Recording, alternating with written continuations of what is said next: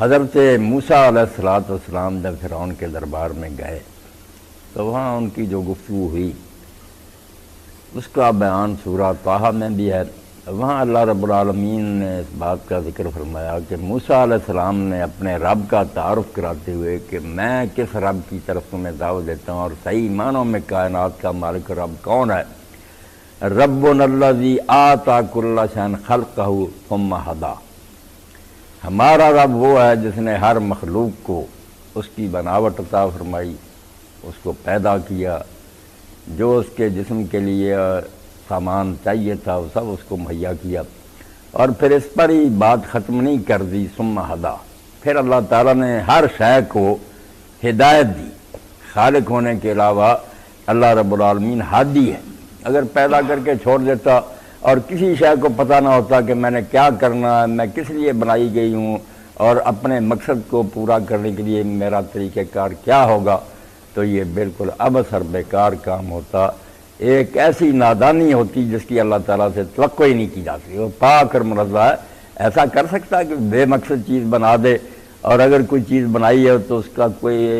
طریقہ ہی کار نہ ہو، نہیں۔ فرمایا ہمارا رب وہ ہے جس نے ہر شے کو اس کی پیدائش دی،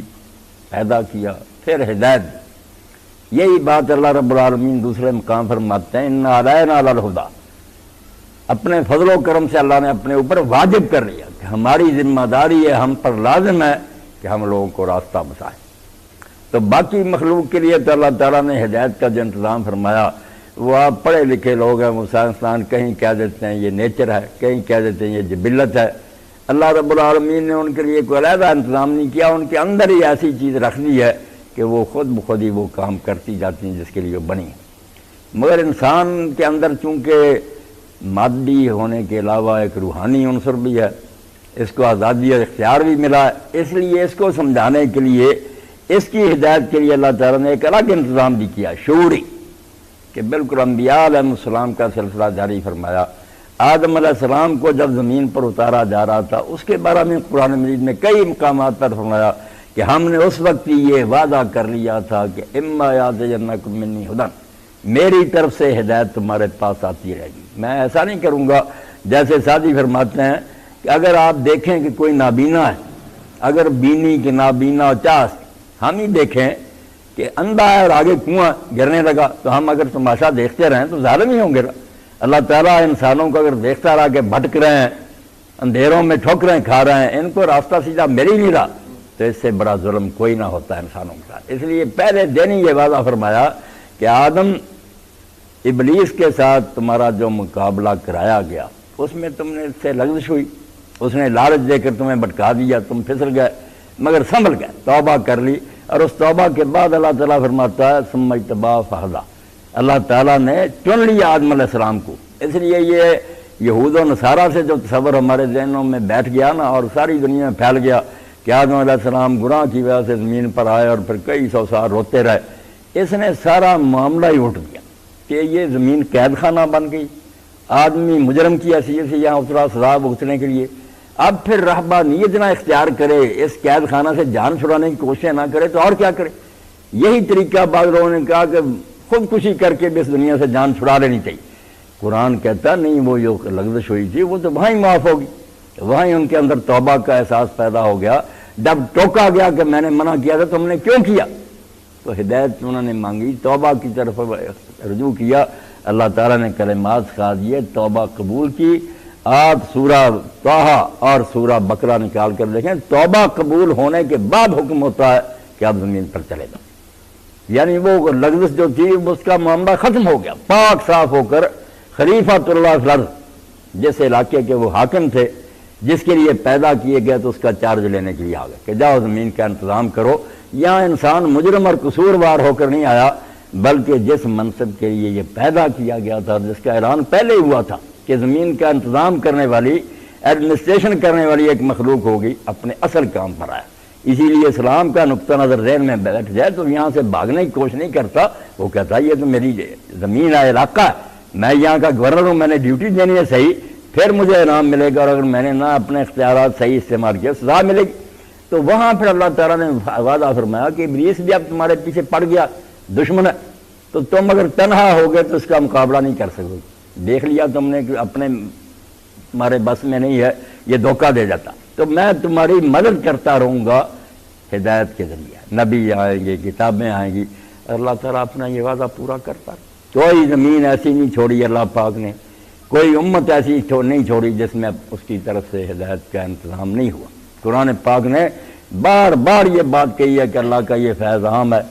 کوئی نہ کہے کہ فلاں علاقہ میں نبی نہیں آیا، ان من امت الا خلا فیہا نذیر لکل قوم ہاد، ہر قوم کے لیے ہادی آئے ہیں، ہر علاقے میں آئے ہیں، اللہ نے کوئی کسر نہیں چھوڑی۔ اب یہ کہہ نہیں سکتے کہ ہمیں بتایا نہیں گیا، بتایا۔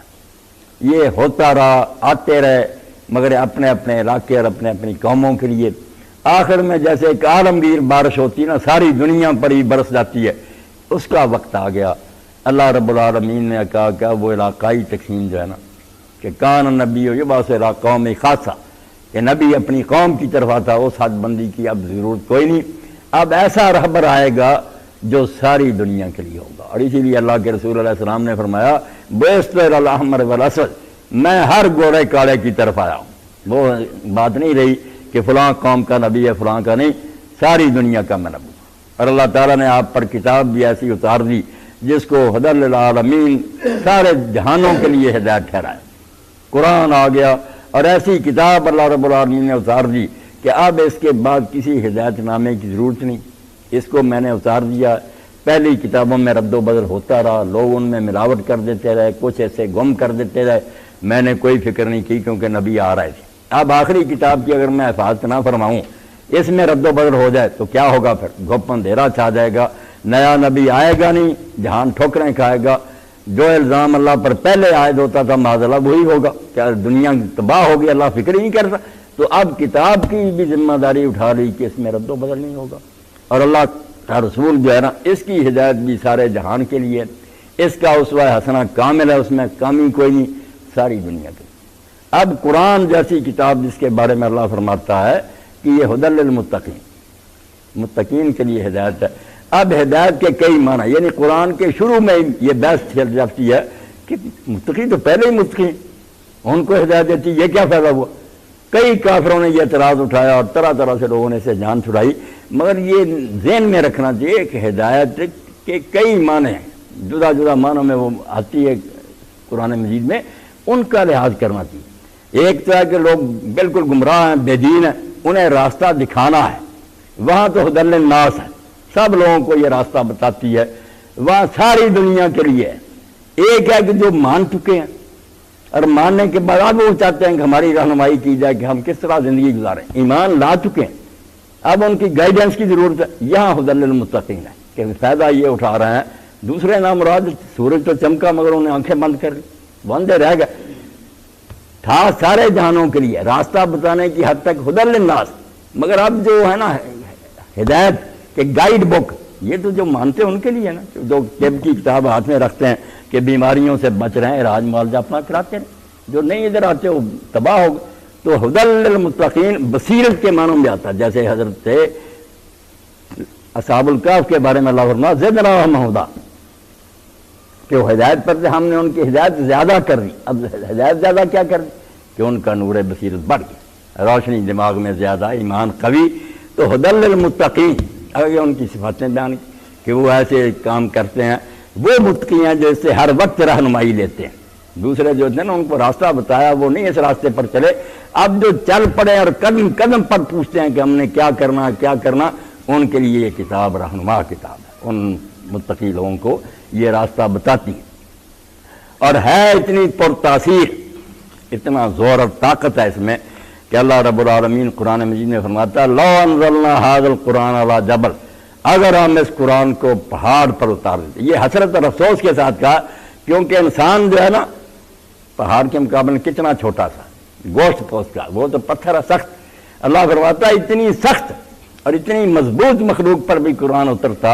اور وہ سمجھتی ہوتی تو وہ ریزہ ریزہ ہو جائے، ٹکڑے ٹکڑے ہو جاتے اس کے سننے سے، خوف سے۔ مگر افسوس ہے تم انسانوں پر کہ سنتے ہو، تم پر قرآن کا کوئی اثر نہیں۔